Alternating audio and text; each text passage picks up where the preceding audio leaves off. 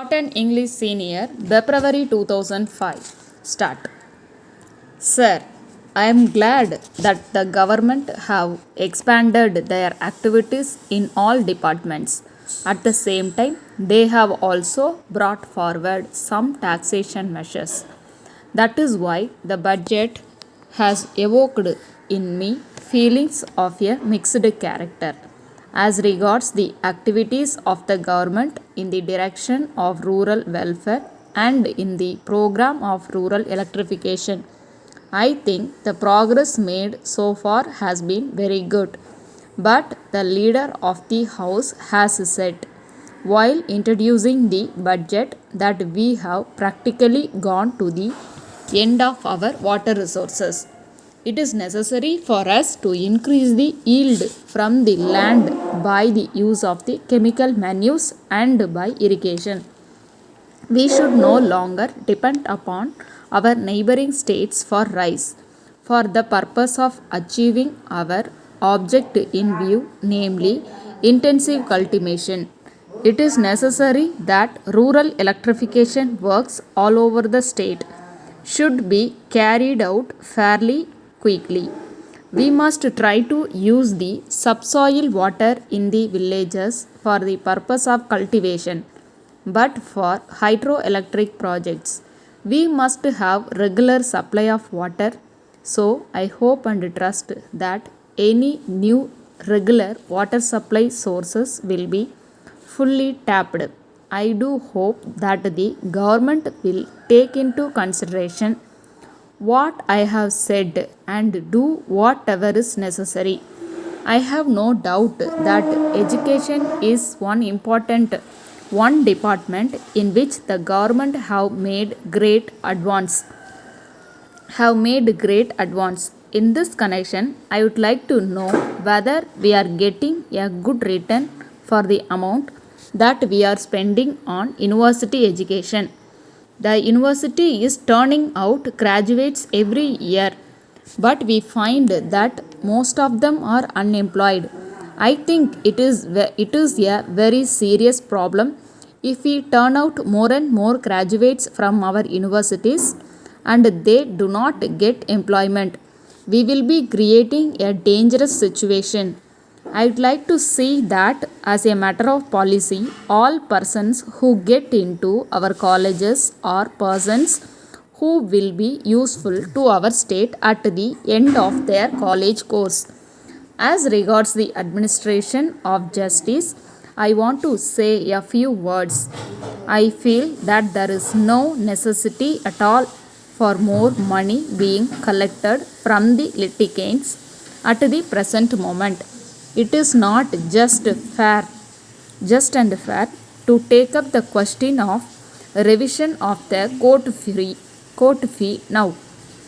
I appeal to the government that the revision may be postponed for the time being. There is one point on which the budget is silent, and it is the question of solving the problem of unemployment among the people. Of course, it is pointed out here that it is a serious problem. I know that the general government give some money for tackling this problem. They have suggested the opening of single teacher schools all over the state.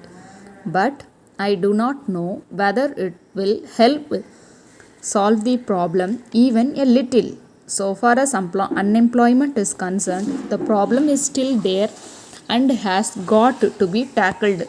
I may point out that the educated employed should not be driven to a state of despair.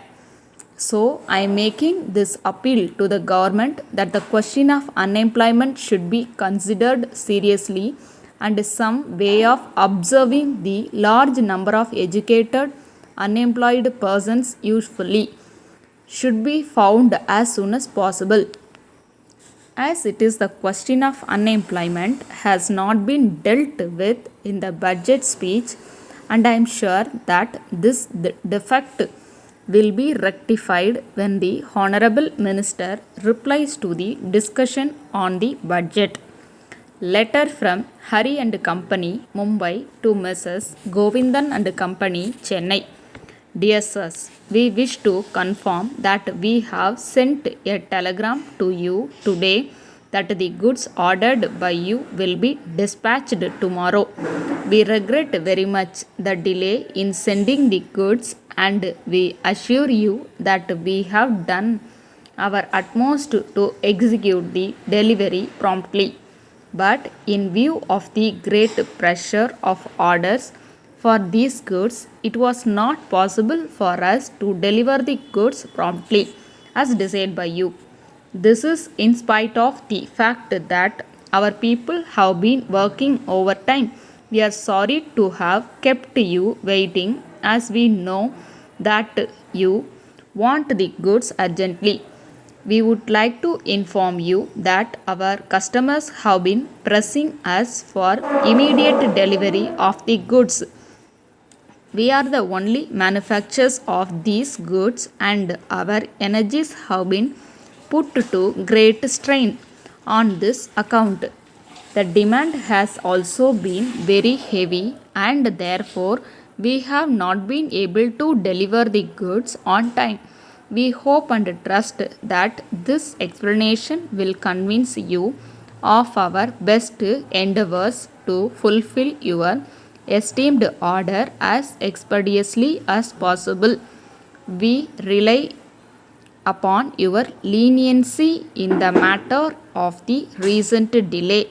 We take this opportunity to assure you that your esteemed orders will at all times in future receive our most careful and prompt attention. Yours faithfully. Stop.